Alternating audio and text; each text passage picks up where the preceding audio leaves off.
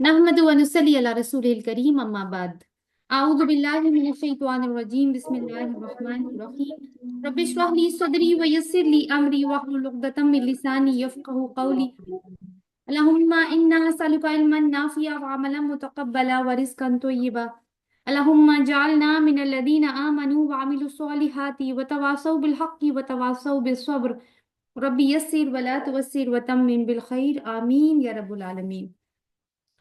आज हम अपना पहला पारा स्टार्ट करने जा रहे हैं फॉर्मली और सूरतुल बकरा।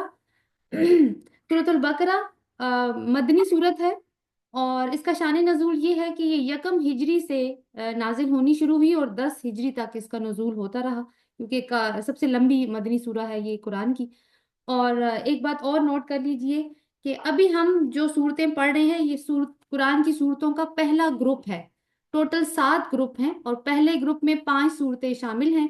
एक मक्की सूरा है अल फातिहा जो हम कल पढ़ चुके हैं। 4 मदनियात हैं, अल बकरा, आले इमरान, अन निसा, अल माइदा। इसको शरीयत का ग्रुप भी कहा जाता है। इसमें अहले किताब से बात की गई है और इनको ईमान की दावत दी गई है और अल माइदा तक की तमाम हुज्जत कर दिया गया है। शरीयत के अहकामात जो अल बकरा से हम पढ़ना शुरू करेंगे वो भी अल माइदा पे जाके अपनी तकमील को पहुंच जाएंगे। सूरत अल बकरा की फजीलत के बारे में बात कर लेते हैं। सही मुस्लिम की रवायत है, रसूल अल्लाह सल्लल्लाहु अलैहि वसल्लम ने फरमाया, कुरान पढ़ा करो क्योंकि ये कयामत के दिन अपने पढ़ने वालों के लिए सिफारशी बनकर आएगा। दो चमकती हुई सूरतें अज़्ज़हरावैन पढ़ा करो क्योंकि ये कयामत के दिन इस तरह आएंगी जैसे दो छतरियां या साया करने वाले बादल या परिंदों के दो झुंड हो पर फैलाए हुए और अपने पढ़ने वालों की तरफ से हुज्जत पेश करेंगी। और वो दो चमकती हुई सूरतें कौन सी हैं? सूरतुल बकरा और आले इमरान, जो कि जोड़े की शक्ल में भी हैं। और आप खुद सोचिए कि जिस दिन कोई साया नहीं होगा उस दिन कुछ लोगों को ऐसा प्रोटोकॉल मिलेगा कि जैसे बादशाहों को मिला करता है, एक रॉयल ट्रीटमेंट मिलेगा उन लोगों को। एक और रवायत है, रसूल अल्लाह सल्लल्लाहु अलैहि वसल्लम ने फरमाया, सूरतुल बकरा पढ़ा करो, इसका पढ़ना बायसे बरकत और छोड़ना बायसे हसरत है और बातिल परस्त इसको बर्दाश्त नहीं कर सकता। एक और रवायत है, रसूल अल्लाह सल्लल्लाहु अलैहि वसल्लम ने फरमाया, अपने घरों को कब्रिस्तान ना बनाओ, शैतान इस घर से भाग जाता है जहां सूरतुल बकरा पढ़ी जाती है। यानी लोगों के दिल जो है ना वो मुर्दा हो जाते हैं। जब दिलों घरों को कब्रिस्तान बनाने का मतलब ये है कि दिल मुर्दा हो जाते हैं। तो सूरतुल बकरा जो है वो इसका इलाज है। फिर ये है कि सूरतुल बकरा में बहुत अजीम आयात मौजूद हैं, जिनमें एक तो आयतुल कुर्सी है और एक और मिसाल इसमें ये है कि सूरतुल बकरा की आखिरी 2 आयात। तो रसूल अल्लाह सल्लल्लाहु अलैहि वसल्लम ने फरमाया, जो कोई सूरतुल बकरा की आखिरी 2 आयात रात को पढ़ेगा वो उसके लिए काफी हो जाएंगी।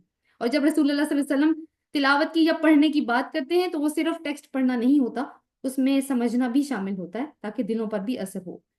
जैसे पहले बात हुई कि सबसे लंबी मदनी सूरत है, 286 आयात हैं, इसके 9 हिस्से हैं और वो 9 हिस्से किस तरह आपस में कनेक्टेड हैं ये इंशाल्लाह हम सूरतुल बकरा के आखिर में देखेंगे। आगाज करते हैं अपनी सूरत का। मैंने आपको पहले बताया मदनी सूरत है, तो कुरान की सूरतें इस तरह से भी मुनकसिम हैं कि मक्की कुरान अलग और मदनी कुरान अलग। यानी तकरीबन 86 मक्की सूरतें हैं और 28 मदनी सूरतें हैं। तो अब हम मदनी सूरत का आगाज करने जा रहे हैं और ये कुरान नाजिल होना शुरू हुआ, जो मदनी कुरान नाजिल हुआ है ये तकरीबन 13 साल के बाद जो मक्की जिंदगी गुजरी है रसूल अल्लाह सल्लल्लाहु अलैहि वसल्लम की, उसके बाद जब हिजरत फरमाई है तो उसके बाद से ये नाजिल होना शुरू हुआ है मदनी कुरान।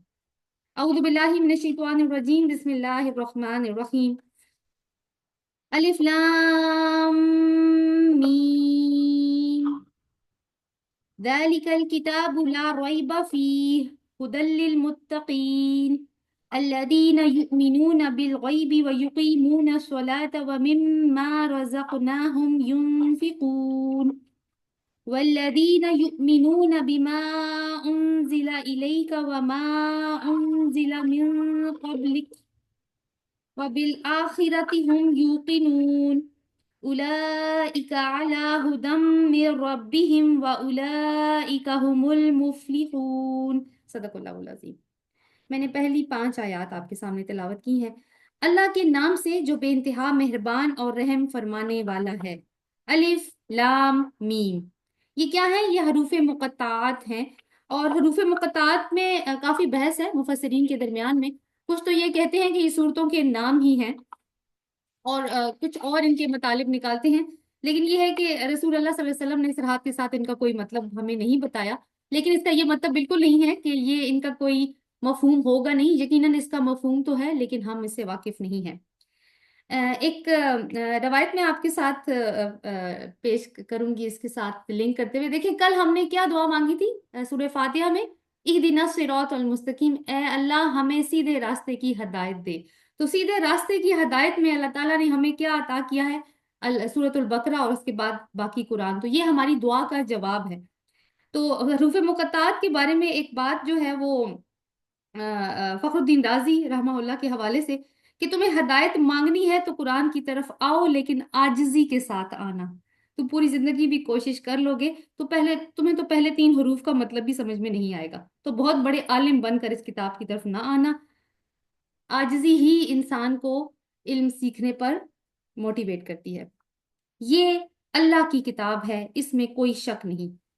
ہدایت ہے ان متقی لوگوں کے لیے جو غیب پر ایمان لاتے ہیں، نماز قائم کرتے ہیں، اور جو رزق ہم نے ان کو دیا ہے اس میں سے خرچ کرتے ہیں۔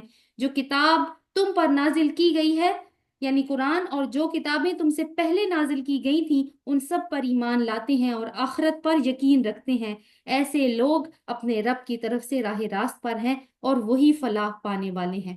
تو سب سے پہلے حروف مقطعات کے بعد کتاب کا ذکر آیا، اور کون سی کتاب ہے یہ کتاب؟ کون سی؟ قرآن۔ یہ کتاب ہے، اللہ تعالیٰ نے کہا اس میں کوئی شک نہیں، یہ کتاب ہدایت ہے۔ کیوں کوئی شک نہیں اس میں ہم کر سکتے؟ کل ہم نے بات کی تھی کہ اللہ تعالیٰ کے بارے میں جب ہم نے اللہ کا تعارف حاصل کیا تھا کہ وہ مالک یوم الدین ہے، یعنی یوم کا مطلب ہم نے یہ سمجھا تھا کہ وہ وقت کا مالک ہے، یعنی وہ ماضی، حال، مستقبل تینوں پہ ایک بیک وقت کنٹرول رکھتا ہے۔ آپ دیکھیے کہ ہم کبھی گائیڈنس کے لیے یا ہدایت کے لیے کہیں جائیں، مشورے کے لیے کہیں جاتے ہیں، جیسے فار ایگزامپل ڈاکٹر کے پاس یا وکیل کے پاس، یا گھر بنوانا ہو تو کسی آرکیٹیکچر کے پاس، تو وہ ہمیں مشورہ کس بنیاد پر دیتا ہے؟ نمبر 1 اس کے علم کی بنیاد پر، اور نمبر 2 اس کے تجربے کی بنیاد پر۔ آپ سوچئے علم اور تجربے کا تعلق کس سے ہے؟ ماضی سے۔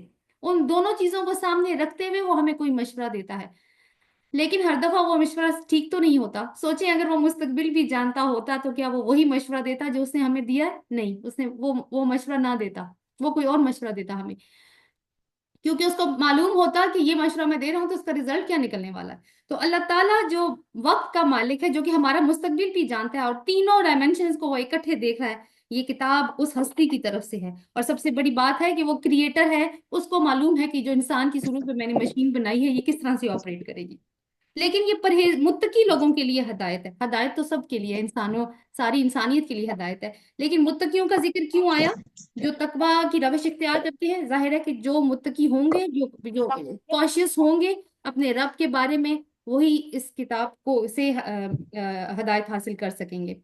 یہ وہ لوگ ہیں جن کی کچھ صفات بیان کی گئی ہیں، وہ غیب پر ایمان لاتے ہیں۔ غیب کیا ہے؟ ہر وہ چیز جو ہم اپنی آنکھوں سے نہیں دیکھ سکتے اور جن کے بارے میں ہمیں جو خبریں ملی ہیں وہ رسولوں کے ذریعے ملی ہیں۔ ایک تو غیب وہ ہے نا، جیسے فار ایگزامپل کہ روڈ پہ کیا ہو رہا ہے میں نہیں دیکھ سکتی، وہ بھی ایک غیب ہے، لیکن یہ اس غیب کی باتیں ہو رہی ہیں۔ تو سب سے پہلا غیب کیا ہے کہ ہم اللہ تعالیٰ کے اوپر ایمان رکھتے ہیں۔ کیا ہم اللہ تعالیٰ کو دیکھ سکتے ہیں؟ نہیں، ہم اس کو نہیں دیکھ سکتے، لیکن ہم اس کے اوپر ایمان رکھتے ہیں۔ اس کے علاوہ آپ دیکھیں کہ یہ غیب کا ایکسپیرینس باقی ساری چیزوں میں بھی ہمیں نظر آتا ہے۔ فار ایگزامپل اللہ تعالیٰ نے کہا کہ وہ نماز قائم کرتے ہیں، تو نماز کے اندر ہم غیب سب سے زیادہ ایکسپیرینس کرتے ہیں۔ کیسے؟ ہم کس کے آگے جھک رہے ہوتے ہیں؟ ہم کس کے آگے سجدہ ریز ہو رہے ہوتے ہیں؟ کس سے بات کر رہے ہوتے ہیں؟ کس سے دعائیں مانگ رہے ہوتے ہیں؟ کیا ہم اس کو دیکھ سکتے ہیں؟ نہیں۔ تو غیب سب سے زیادہ تجربہ ہم نماز میں کرتے ہیں۔ اسی طرح جو رزق اللہ تعالیٰ نے کہا جو رزق میں نے ان کو دیا اس میں سے خرچ کرتے ہیں۔ تو اب دیکھیں کہ اللہ تعالیٰ کے لیے جب ہم خرچ کرتے ہیں فی سبیل اللہ، تو ہمیں کوئی سلپ نہیں ملتی اس کے بدلے میں کہ تم نے اتنا ڈپازٹ کر دیا ہے، تمہارے کتنا آگے سے بینک بیلنس بن گیا ہے۔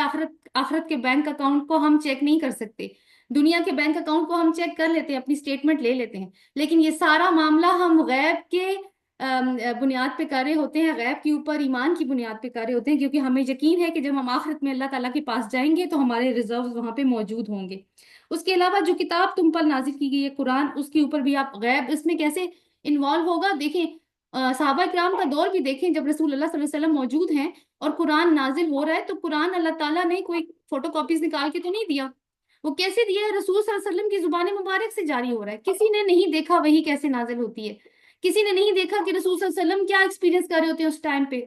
उन्होंने तो वही सुना जो रसूल की जुबान मुबारक से अदा हो गया। तो ये भी एक गैब है। और आखिरत की जब बात की गई और किताबों की भी बात की गई है, कि वो जाहिर है कि रसूल के साथ किताबें भी लिंक करती हैं जो शरीयत उतरती है।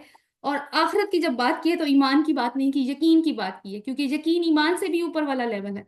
देखें, जब तक हमारा आखिरत पे यकीन नहीं होगा, हमें अपने मुहासबे का डर नहीं होगा कि एक दिन हमने अपने रब के हुजूर खड़े होना है सवाल जवाब के लिए, तो ऐसा नहीं हो सकता कि फिर हमारा अमल ना बदले। इसलिए ईमान में आखिरत के ऊपर यकीन एक बहुत ही अहम दर्जा है। तो अल्लाह ताला ने कहा है कि यही लोग जो इन चीजों पे अमल करते हैं वही फलाह पाने वाले हैं। तो ये कौन लोग हो गए? अगर हम अल फातिहा के कंपैरिजन में देखें, वो जिन पर अल्लाह ताला ने इनाम किया। दूसरा ग्रुप देखते हैं। इन्नल्लज़ीना कफरू सवाउन अलैहिम अअंज़रतहुम अम लम तुनज़िरहुम ला युमिनून खतमल्लाहु अला कुलूबिहिम व अला समीहिम व अला अबसारिहिम गिशावा व लहुम अज़ाबुन अलीम। जिन लोगों ने कुफर कर दिया या इनकार कर दिया, उनके लिए यकसा है, ख्वाह आप उन्हें खबरदार करें या ना करें, बहरहाल वो मानने वाले नहीं हैं। अल्लाह ने इनके दिलों और इनके कानों पर मोहर लगा दी है और इनकी आंखों पर पर्दा पड़ गया है, वो सख्त सजा के मुस्तहिक हैं। ये कौन लोग हैं जिन्होंने इनकार किया, जिनको अल्लाह ताला ने काफिर डिक्लेयर कर दिया? ये वो लोग हैं जो मुशरिकीन मक्का हैं। काफरा, कफरा का मतलब होता है छुपाना। किसान को भी काफिर कहा जाता है अरबी में, क्योंकि वो बीज को छुपा देता है जमीन के अंदर। क्या छुपाया है इन लोगों ने कि ये काफिर डिक्लेयर हो गए? ये जानते थे कि रसूल सच्चा है। इन्होंने रसूल अल्लाह सल्लल्लाहु अलैहि वसल्लम की जिंदगी को अपनी आंखों के सामने देखा है। 40 साल तक सादिक और अमीन का टाइटल ये उनको खुद दे चुके हैं। उसके बावजूद जब कुरान उन पे उतरा और उन्होंने सुनाना शुरू किया, तो उन्होंने इसको झूठ करार दिया। कभी कुछ कहते, कभी कुछ। दिलों ने गवाही दे दी थी कि बात सच्ची है, कलाम अल्लाह का है, रसूल सल्लल्लाहु अलैहि वसल्लम का कलाम नहीं है, इसके बावजूद मानने से इनकार कर दिया। दिल हक पहचान चुके थे, लेकिन जुबान ने इनकार कर दिया। इसीलिए अल्लाह ताला ने इनको काफिर कहा है। 13 साल तक कुरान इनके इलाके में नाजिल हुआ, रसूल सल्लल्लाहु अलैहि वसल्लम इनके अंदर से मबूस हुए, लेकिन इसके बावजूद इनकार कर दिया। तो अल्लाह ताला ने कहा अब आप इनको खबरदार करें या ना करें। उनके लिए तौफीक खत्म हो चुकी है हिदायत की। और कैसे तौफीक खत्म हुई है? कि अल्लाह ताला ने उनके दिलों पर मोहर लगा दी है, कानों पर मोहर लगा दी है।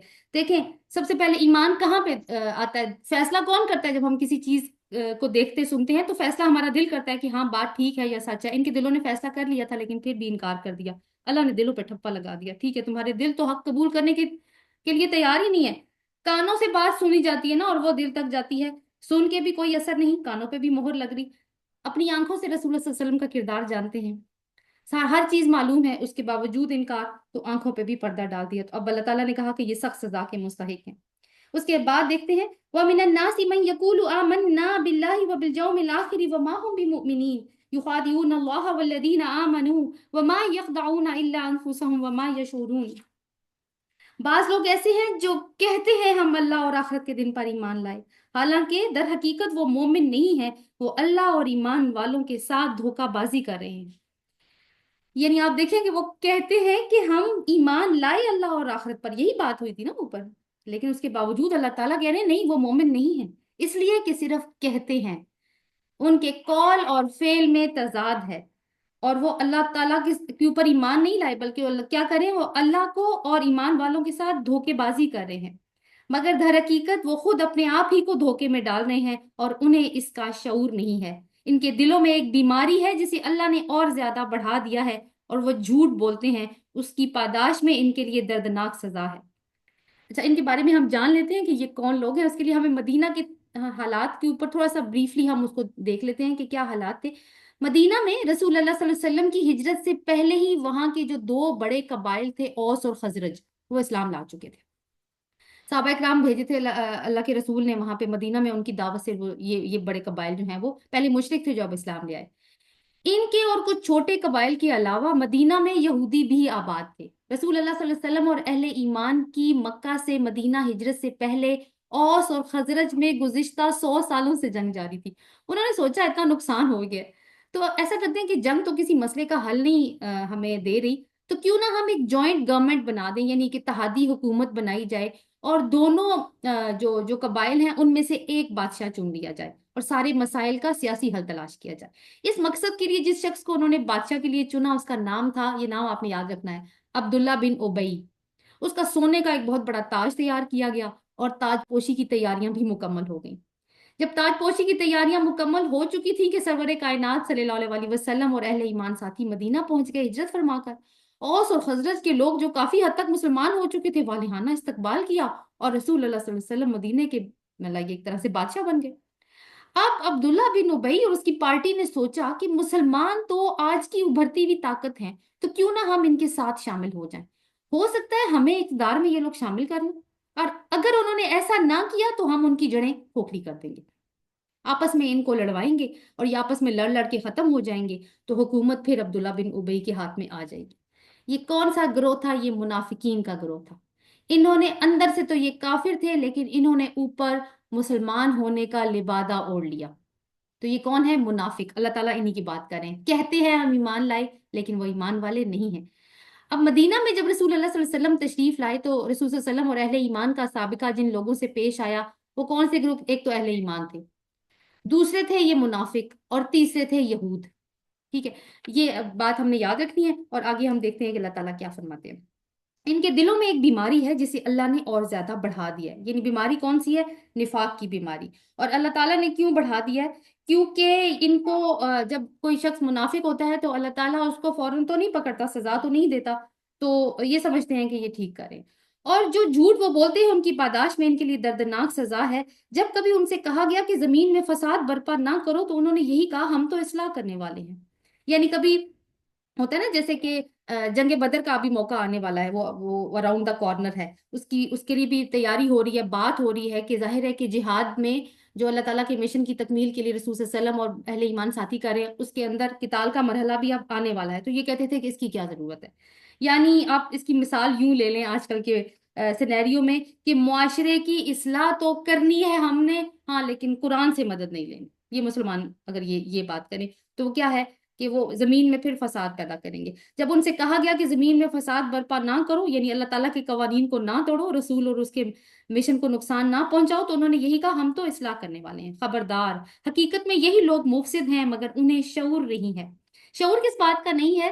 अभी तो ये समझ रहे हैं कि बड़ा कुछ सही कर रहे हैं, लेकिन शऊर उनको ये नहीं है कि अपने ही हाथों वो अपनी कब्र को गहरा खोदते जा रहे हैं। और जब उनसे कहा गया कि जिस तरह दूसरे लोग ईमान लाए हैं तुम भी ईमान लाओ, तो उन्होंने यही जवाब दिया कौलू अनुमिनु कमा आमन सुफहा, वो कहते हैं क्या हम ईमान लाए जैसे ये बेवकूफ ईमान लाते हैं। यानी वो अहले ईमान को, सहाबा इकराम को बेवकूफ समझते हैं। ये कैसे लोग हैं? मोहम्मद सल्लल्लाहु अलैहि वसल्लम एक सदा लगाते हैं, लपकते हुए आते हैं, वो कहते हैं माल खर्च करो, अपना माल पूरे का पूरा ढेर कर देते हैं। कहते हैं जंग में जाना है, जान हथेलियों पे रख के चल पड़ते हैं। भाई हम तो ये बेवकूफी नहीं कर सकते। तो इनके नजदीक आप देखें कि ईमान के तकाजों के ऊपर अमल करना बेवकूफी थी। खबरदार, हकीकत में तो ये खुद बेवकूफ हैं, मगर जानते नहीं हैं।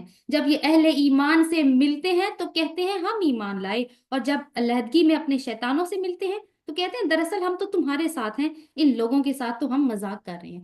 इनके शैतानों से क्या मुराद है? अपने बड़े बड़े सरदारों से जैसे मिलते हैं, जैसे मुनाफिकों का पूरा टोला था ना। तो जैसे फॉर एग्जाम्पल अब्दुल्ला बिन उबई से मिलेंगे तो अब्दुल्ला बिन उबई कहेगा, मैंने तुम्हें देखा था, तुम मुसलमानों के साथ खड़े होके बड़े हंसी मजाक कर रहे थे, बड़े तुम उनके क्लोज हो रहे थे। तो कहते हैं नहीं नहीं, हम तो उनके साथ मजाक करें, असल में तो हम आपके साथ हैं। अल्लाह ताला क्या फरमाते हैं? अल्लाह उनसे मजाक कर रहा है, वो इनकी रस्सी दराज किए जाता है और ये अपनी सरकशी में अंधों की तरह भटकते चले जा रहे हैं।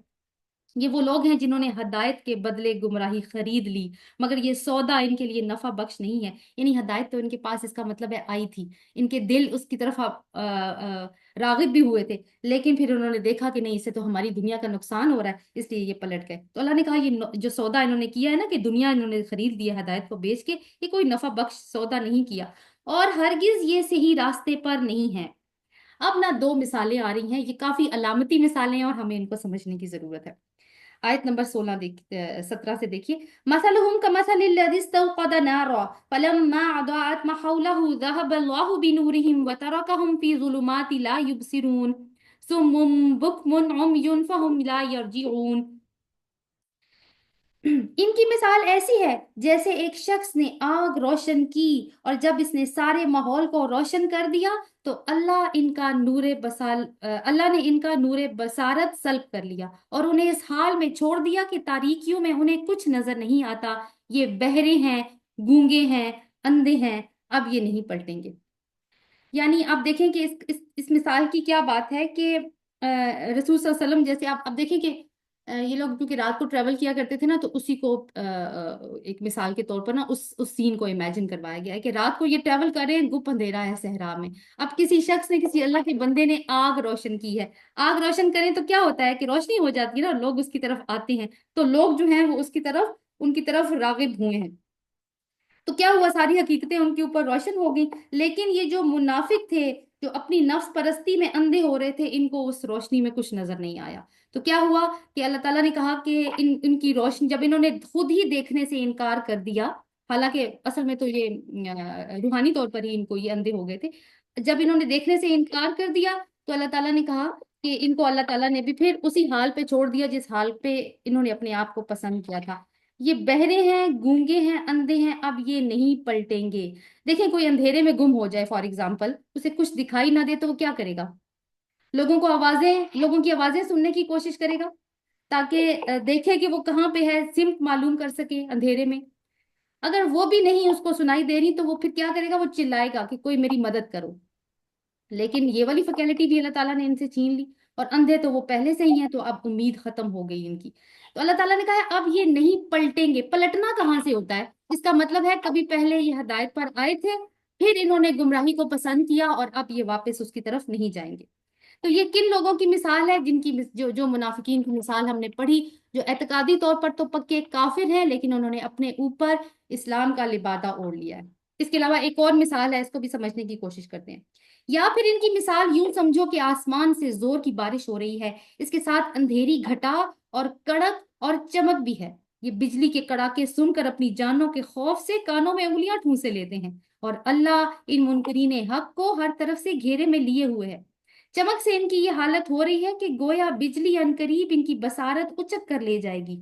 जब जरा कुछ रोशनी इन्हें महसूस होती है तो उसमें कुछ दूर चल लेते हैं, और जब इन पर अंधेरा छा जाता है तो खड़े हो जाते हैं। अल्लाह चाहता तो इनकी समात और बसारत बिल्कुल ही सल्ब कर लेता, यकीनन वो हर चीज पर कादिर है।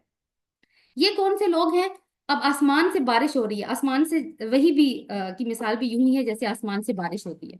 तो जब बारिश होती है आसमान से, जब वही आ रही है, तो सारे कोई ऐसे आसान आसान अहकामात तो नहीं आते वही में। मुश्किल अहकामात भी आते हैं, किताल का हुक्म भी आता है, माल खर्च करने का भी हुक्म आता है, और भी दीन जो है वो मतलब कुर्बानियों के लेवल की बात होती है, ऐसे ऐसे अहकामात आते हैं जिसमें कुर्बानियां देनी पड़ती हैं। इनको लगता है कि ये वही नहीं आई, ये तो कोई बिजली की कड़क आ गई है। तो क्या करते हैं, इनका दिल करता है कि ये इनको तो आवाज ही ना आए, तो फिर कानों में उंगलियां ठूंस लेते हैं। आप देखें कि क्या किसी की जान पे बनी हुई हो और वो कानों में उंगलियां ठूंस ले, तो क्या उसकी जान बच जाती है? तो ये लोग अक्ल से काम नहीं ले रहे ना, असल में तो बात ये है। तो थोड़ा सा कोई आसान हुक्म आता है तो उसको पूरा करने के लिए चलना शुरू कर देते हैं मुसलमानों के साथ, लेकिन जैसे ही कोई मुश्किल हुक्म आता है दोबारा से खड़े हो जाते हैं। यानी ये उन मुनाफिकीन जैसे नहीं है जिनका हमने जिक्र किया। ये ऐसे मुनाफिक हैं जो आसान आसान दीन को तो कबूल करना चाहते हैं, मुश्किल मुश्किल तकाजों को कबूल नहीं करना चाहते। तो अल्लाह ताला ने कहा कि आखिर में कहते हैं कि अल्लाह ताला ने इनके साथ वो वाला यानी इनके दिलों पे ठप्पा नहीं लगाया जैसे ऊपर वाले लोगों के दिलों में लगा दिया था मुनाफिकीन के। अल्लाह ताला ने ये फरमाया, अल्लाह चाहता तो इनकी समात और बसारत बिल्कुल ही सलब कर लेता, यकीनन वो हर चीज पर कादिर है। यानी अभी भी अल्लाह ताला इनको मौका दे रहा है कि बात को सुनो और समझ जाओ और अपना किबला दुरुस्त कर दो। तो आप देखिए, हम यहाँ पे देखते हैं कि ईमान का जिक्र हो चुका है। ईमान कहाँ था? दिलों में। कुफर का जिक्र हो चुका है। कुफर कहाँ होता है? वो भी दिल में। मुनाफिकत का जिक्र हुआ। मुनाफिकत कहाँ होती है? वो भी दिल में। तो इन सारी चीजों का फिर असर कहाँ पे होता है? दिल में जो चीज आ जाती है फिर वो अमल में भी ढलना शुरू हो जाती है। तो दिलों की दुरुस्ती कितनी जरूरी है, जैसे हमने कल बात की थी। यहाँ पर मुनाफिकीन का जो जिक्र है वो खत्म हो गया। अल्लाह ताला ने हमें इन तीन ग्रोहों के बारे में कुरान के शुरू में ही बता दिया कि तुम देख लो, ये तीन ग्रोह इस तरह के होते हैं, तुम फैसला कर लो कि तुमने कहाँ जाना है। लेकिन इसके बाद जब ये किसी को पॉइंट आउट नहीं किया मुनाफिकत में, बस जिक्र करके छोड़ दिया है कि जो भी आइडेंटिफाई करे कि उसके अंदर ये बीमारी है वो अपनी इस्लाह कर ले। आयत नंबर 21, या अय्युहन्नासु उबुदू रब्बकुमुल्लज़ी खलक़कुम वल्लज़ीना मिन क़ब्लिकुम लअल्लकुम तत्तकून। लोगो, बंदगी इख्तियार करो अपने उस रब की जो तुम्हारा और तुमसे पहले जो लोग होकर गुजरे हैं उन सब का खालिक है। तुम्हारे बचने की तवक्को इसी सूरत में हो सकती है। यानी जो भी कोई हो, तुम किसी भी ग्रोह से बिलोंग करते हो, जो हमने ऊपर पढ़ा, जो भी कोई हो, अब तुम्हारे पास चांस है कि तुम अल्लाह की बंदगी में आ जाओ। क्यों?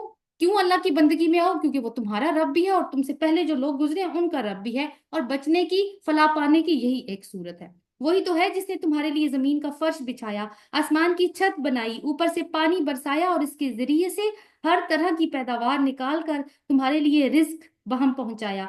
बस जब तुम ये जानते हो तो दूसरों को अल्लाह का मद्दे मुकाबिल ना ठहराओ।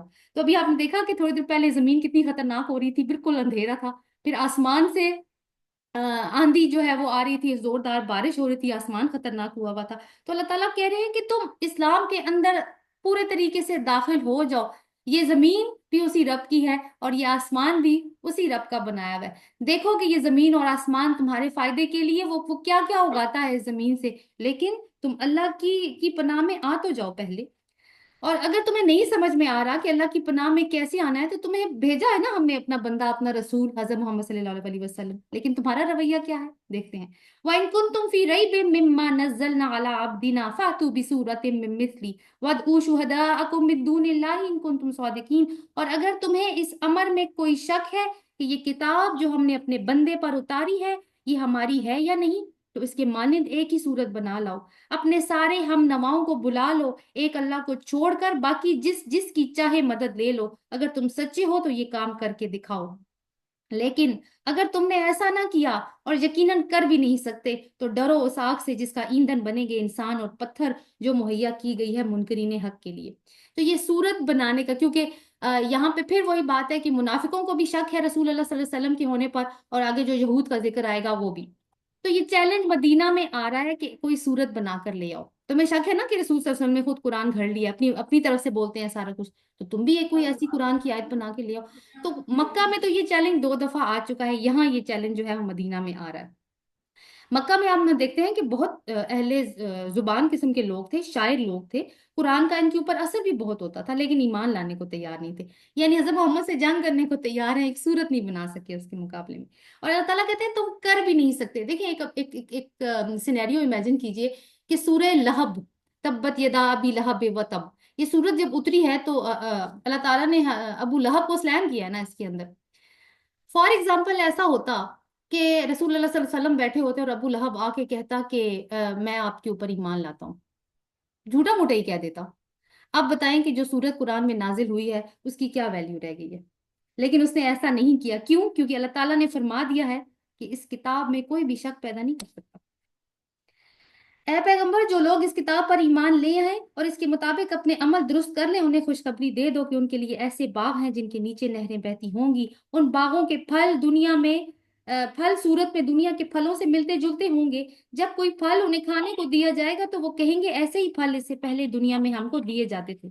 उनके लिए वहां पाकीज़ा बीवियां होंगी और वो वहां हमेशा रहेंगे। जोज का लफ्ज आया है अजवाज मुतहरा, बीवी के लिए मर्द जौज है और मर्द के लिए बीवी जौज है। तो आप देखेंगे अल्लाह ताला ने बड़ी खूबसूरत मंजर कशी की है जन्नत की, फलों का भी तस्करा किया है, और साथ में आप देखें कि खूबसूरत सीन हो, अच्छा खाना हो, और एक साथ पार्टनर ना हो तो मजा नहीं आता। तो अल्लाह ताला ने इंसान की हर जरूरत का ख्याल रखा है कि पाकीज़ा स्पाउसेस होंगे वहां पर। अब चूंकि ये लोग कुरान के ऊपर भी एतराजात कर रहे थे, रसूल अल्लाह सल्लल्लाहु अलैहि वसल्लम पर शक करते थे, कोई सूरत तो बनाकर नहीं लाए, अब क्या कर रहे हैं, अब छोटे छोटे सी ना प्रोपेगेंडे कर रहे हैं। तो उनकी मिसालें आगे आगे हमें अल्लाह ताला उसकी मिसाल दे रहे हैं। इन्नल्लाह ला यस्तही अन यदरिबा मसलन मा बाउदतम फमा फौकहा। हाँ, अल्लाह इससे हरगिज नहीं शर्माता कि मच्छर या इससे भी हकीर तर किसी चीज की तमसीलें दे। जो लोग हक बात को कबूल करने वाले हैं वो इन्हीं तमसीलों को देख के जान लेते हैं कि ये हक है जो उनके रब ही की तरफ से आया है, और जो मानने वाले नहीं है वो उन्हें सुनकर कहने लगते हैं कि ऐसी तमसीलों से अल्लाह को क्या सरोकार। इस तरह अल्लाह एक ही बात से बहुतों को गुमराही में मुब्तला कर देता है और बहुतों को राह रास्त दिखा देता है। ये एतराज इन्होंने ये किया था क्योंकि कुरान में हमें मालूम है कि मकड़ी का भी जिक्र है, मक्खी का भी जिक्र है, शहद की मक्खी का भी जिक्र है। तो ये एतराज करते हैं कि तुम तो कहते हो कि तुम्हारा रब बहुत बड़ा है, तो वो ये छोटे छोटे कीड़े मकोड़ों की मिसालें क्यों देता है। तो उसका जवाब आ रहा है کہ اللہ تعالیٰ دیکھیں کوئی ہمیں کوئی بات کرے نا اس طرح کی بات کہ کیوں ایسی بات ہے، یا دین کے حوالے سے کوئی اس طرح کے جیسے لوگ نکتہ چینیاں کرتے ہیں تو ہم فوراً ڈیفینسو ہو جاتے ہیں کہ نہیں نہیں ایسی بات نہیں ہے، وہ تو اس لیے یہ کہا گیا اور وہ تو یہ وجہ تھی۔ لیکن یہ کس کا کلام ہے؟ اللہ تعالیٰ کا، جو کہ بادشاہ ہے، اور بادشاہ کا کلام کلاموں کا بادشاہ ہوتا ہے۔ آپ دیکھیں اللہ تعالیٰ بہت ہی ایک دو ٹوک انداز میں بات کرتے ہیں کہ اللہ نہیں شرماتا اس بات سے کہ وہ تمہیں کیسی بھی مثال بیان کرے۔ مثالوں کا مقصد تو سمجھو کہ وہ مثال دے کیوں رہا ہے، وہ تمہیں کوئی بات سمجھانے کے لیے مثال دے رہا ہے۔ آگے جا کے ہم ان مثالوں کو پڑھیں گے بھی۔ تو جو لوگ واقعی علم حاصل کرنا چاہتے ہیں، حق کے پیچھے جانا چاہتے ہیں، وہ یہ نہیں دیکھتے کہ مثال کیا دی گئی ہے یا کس چیز سے دی گئی، وہ یہ دیکھتے ہیں کہ سمجھانے کی کوشش کیا کی گئی ہے۔ تو ایک ہی مثال ہوتی ہے، بہت سارے لوگ اس سے راہ راست پا لیتے ہیں اور بہت سارے لوگ اسی سے بھٹک جاتے ہیں، اور اس سے گمراہی میں وہ انہی کو مبتلا کرتا ہے جو فاسق ہیں۔ فاسق کون ہوتے ہیں؟ جو حد سے نکل جانے والے ہوتے ہیں۔ اب یہ فاسقوں کے اللہ تعالیٰ نے آگے نشانیاں بتائی ہیں۔ کون ہوتے ہیں یہ فاسق؟ اللہ کے عہد کو مضبوط باندھ لینے کے بعد توڑ دیتے ہیں۔ اللہ نے جسے جوڑنے کا حکم دیا ہے اسے کاٹتے ہیں اور زمین میں فساد برپا کرتے ہیں۔ حقیقت میں یہی لوگ نقصان اٹھانے والے ہیں۔ اللہ کے مضبوط عہد کو توڑنے کا کیا مطلب ہے؟ دیکھیں ہم نے پڑھ لیا لا الہ الا اللہ محمد رسول اللہ، یہ عہد ہے ہمارا ہمارے رب کے ساتھ۔ شریعت بھی جیسے کل بات ہوئی تھی، عہد ہوتا ہے بندے اور رب کے درمیان میں، تو یہ کیا کرتے ہیں؟ اس کو توڑ دیتے ہیں۔ ایک اور عہد جو ہم اس دنیا میں آنے سے پہلے اللہ تعالیٰ کے ساتھ کر کے آئیں، جس کا ذکر انشاءاللہ الاعراف میں آئے گا، اس کے بارے میں بھی ہم پڑھیں گے۔ پھر اللہ نے جسے جوڑنے کا حکم دیا، کس کو جوڑنے کا اللہ نے حکم دیا ہے؟ کہ بندو اللہ کے ساتھ جڑو، اس کو کاٹتے ہیں، رسول کے ساتھ جڑو، اس کو کاٹتے ہیں، رحمی رشتوں کو جوڑو، اس کو بھی کاٹنے کی کوشش کرتے ہیں۔ اور کیا کرتے ہیں؟ اس سے کیا ہوتا ہے کہ زمین میں کرپشن پھیلتی ہے۔ تو اللہ تعالیٰ نے کہا ہے کہ حقیقت میں یہی لوگ نقصان اٹھانے والے ہیں۔ کیف تکفرون باللہ وکنتم امواتا فاحیاکم ثم یمیتکم ثم یحییکم ثم الیہ ترجعون۔ تم اللہ کے ساتھ کفر کا رویہ کیسے اختیار کرتے ہو حالانکہ تم بے جان تھے، اس نے تم کو زندگی عطا کی، پھر وہی تمہاری جان سلب کرے گا، پھر وہی تمہیں دوبارہ زندگی عطا کرے گا، پھر اسی کی طرف تمہیں پلٹ کر جانا ہے۔ اب دیکھیے کہ پہلے ہم بے جان کہاں تھے؟ عالم ارواح میں، جب ہماری روحیں پیدا کی گئی۔ اس کے بعد اللہ تعالیٰ نے ہمیں زندگی عطا کی اور ہمیں اس دنیا میں بھیجا ایک پیسج کے تھرو۔ وہ پیسج کون سا تھا؟ ہماری ماں کے ووم کے تھرو ہمیں یہاں پہ اس دنیا میں بھیجا۔ یہاں پہ دنیا میں ہم زندگی گزارتے ہیں، پھر ہماری یہاں پہ ایک موت ہو جاتی ہے، اور اللہ تعالیٰ ایک اور پیسج جو کہ قبر ہوتا ہے اس کے تھرو ہمیں ایک اور عالم میں داخل کر لیتے ہیں، اور وہ کون سا عالم ہے؟ برزخ کا۔ اور آخر میں کہاں جانا ہے؟ اپنے رب کے پاس۔ جب جانا ہی اس کے پاس ہے، آئے اس کے پاس سے ہیں، تو وفا بھی تو اسی کے ساتھ نبھانی پڑے گی نا۔ یہی عقل مندی ہے۔ وہی تو ہے جس نے تمہارے لیے زمین کی ساری چیزیں پیدا کی، پھر اوپر کی طرف توجہ فرمائی اور 7 آسمان استوار کیے، اور وہ ہر چیز کا علم رکھنے والا ہے۔ تو اللہ تعالیٰ بتا رہے ہیں کہ تمہیں کس طریقے سے اس نے پیدا کر کے زمین میں لایا، اور زمین میں ایسی کچھ چٹیل میدان نہیں تھی زمین جب اس نے تمہیں زمین پہ بھیجا، بلکہ اللہ تعالیٰ نے پورا انتظام کیا، ہر طرح کے ریسورسز اس کے اندر رکھے جو تم یوٹیلائز کرتے ہو اپنی زندگیوں میں۔ اور اس کے بعد پھر اللہ تعالیٰ نے آسمانوں کو بنایا، 7 آسمانوں کو، اور پھر وہ اس کے اوپر مستوی ہوا، اور وہ ہر چیز کا علم رکھتا ہے۔ ایسے لگتا ہے کہ کوئی واقعہ آنے والا ہے نا کہ انفراسٹرکچر تیار ہو گیا ہے، اب اس میں انسان کو ڈالنے کی باری ہے۔ تو اب کہانی شروع ہوتی ہے تھوڑی سی پیچھے سے کہ ہم اس زمین پر آئے کیسے۔ وَإِذْ قَالَ رَبُّكَ لِلْمَلَائِكَةِ إِنِّي جَاعِلٌ فِي الْأَرْضِ خَلِيفَةً۔ پھر ذرا اس وقت کا تصور کرو جب تمہارے رب نے فرشتوں سے کہا تھا کہ میں زمین میں ایک خلیفہ بنانے والا ہوں۔ انہوں نے عرض کیا، کیا آپ زمین میں کسی ایسے کو مقرر کرنے والے ہیں جو اس کے نظام کو بگاڑے گا اور خون ریزیاں کرے گا؟ خلیفہ کون ہوتا ہے؟ کل بھی ہلکی پھلکی بات اس کے اوپر ہوئی تھی۔ خلیفہ کا ایک مطلب تو یہ ہے کہ جس کی بہت ساری نسلیں ہوں، اور ظاہر ہے کہ حضرت آدم سے سٹارٹ کریں تو نسلیں جو ہیں وہ تو قیامت تک چلنے والی ہیں۔ دوسرا اس کا مطلب ہوتا ہے نائب یا جانشین، جو کسی کے دیے ہوئے اختیارات کو امانت کے طور پر استعمال کرے۔ یہاں پہ کیا مراد ہے؟ کہ جو اختیار اللہ تعالیٰ نے انسان کو دی ہیں وہ اس کو امانت کے طور پر استعمال کرے گا، اور اس کو اللہ کی ہدایت کے مطابق امانت سمجھتے ہوئے استعمال کرے گا۔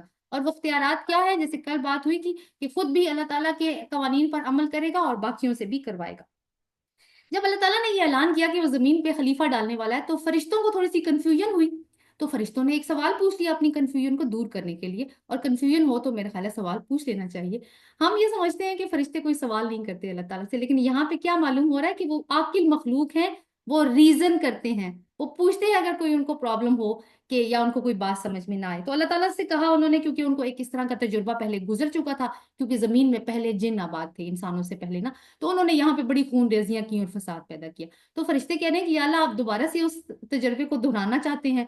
जबकि आगे क्या कहा अल्लाह ताला फरिश्तों ने, आपकी हम्दो सना के साथ तस्बीह और आपकी तकदीस तो हम कर ही रहे हैं।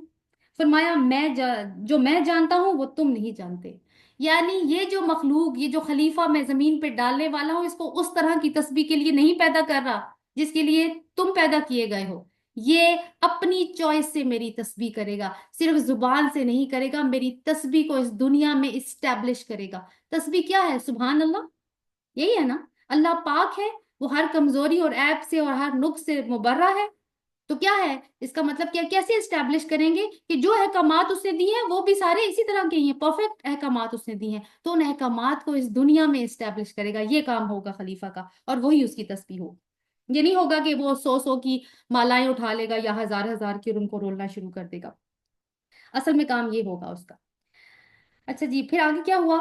इसके बाद अल्लाह ने आदम को सारी चीजों के नाम सिखाए, फिर उन्हें फरिश्तों के सामने पेश किया। किनको? चीजों को पेश किया। फिर फरमाया अगर तुम्हारा ख्याल सही है, कौन सा ख्याल? कि खलीफा के तकर्रुफ से जमीन पे फसाद पैदा होगा, तो जरा इन चीजों के नाम बताओ। उन्होंने अर्ज किया सुब्हानका ला इल्मा लना इल्ला मा अल्लमतना। नुक्स से पाक, फिर सुभान अल्लाह। आप देखें, नुक्स से पाक तो आप ही की जात है, हम तो बस उतना ही इल्म रखते हैं जितना आपने हमें दे दिया है। हकीकत में तो सब कुछ जानने और समझने वाला आपके सिवा कोई नहीं। फिर अल्लाह ने आदम से कहा तुम इन्हें इन चीजों के नाम बताओ। जब इसने इनको इन सब चीजों के नाम बता दिए तो अल्लाह ताला ने फरमाया मैंने तुमसे कहा ना था कि मैं जमीन और आसमान की वो चीजें जानता हूँ जो तुमसे पोशीदा हैं। जो कुछ तुम जाहिर करते हो वो भी मुझे मालूम है, और जो कुछ छुपाते हो उसे भी मैं जानता हूँ। यहाँ पे हम थोड़ा सा रुक के देख लेते हैं कि कौन सा इल्म था जो अल्लाह ताला ने हजरत आदम अलैहिस्सलाम को दिया। देखिए, वो दुनिया का इल्म था, दुनिया की चीजों के नाम सिखाए। यानी दुनिया में आज जितने भी उलूम हैं, आप यूं समझिए कि पोटेंशियली वो सारे उलूम अल्लाह ताला ने एक बीज की तरह हजरत आदम अलैहिस्सलाम के अंदर रख दिए। जिस तरह हम एक बीज देखें तो हमें नहीं पता चलता ना कि ये कैसा होगा, कौन सा दरख्त, कौन सा पौधा निकलेगा, लेकिन जब उसको जमीन में बो दें और वो जब निकलता है और बड़ा होता है तो सारी हकीकत वाज़ेह हो जाती है। तो इसी तरह आदम अलैहिस्सलाम के अंदर ये बीज पोटेंशियल ये अल्लाह ताला ने इल्म का रख दिया, दुनिया के इल्म का। आज जितनी तरक्की हो रही है, हम आज दुनिया जो है वो आर्टिफिशियल इंटेलिजेंस तक पहुंच चुकी है और मरीख को बसाने की तैयारियां हो रही हैं। तो ये इसी इल्म के बरगोबार हैं जो अल्लाह ताला ने आदम अलैहिस्सलाम के अंदर रखा। तो अर्श पे अल्लाह ताला ने इंसान आदम अलैहिस्सलाम को कौन सा इल्म दिया है? दुनिया का इल्म दिया है। इसके अलावा कहा जाता है कि उनको अपनी औलाद, सब औलाद के नाम और कैरेक्टर्स भी बताए गए। तो अल्लाह ताला ने आगे फरिश्तों से मुखातिब होकर कहा कि मुझे वो भी मालूम है जो तुम छुपाते हो और उसे भी मैं और जो तुम जाहिर करते हो। यहाँ पे फरिश्तों ने सोचा होगा ना, भला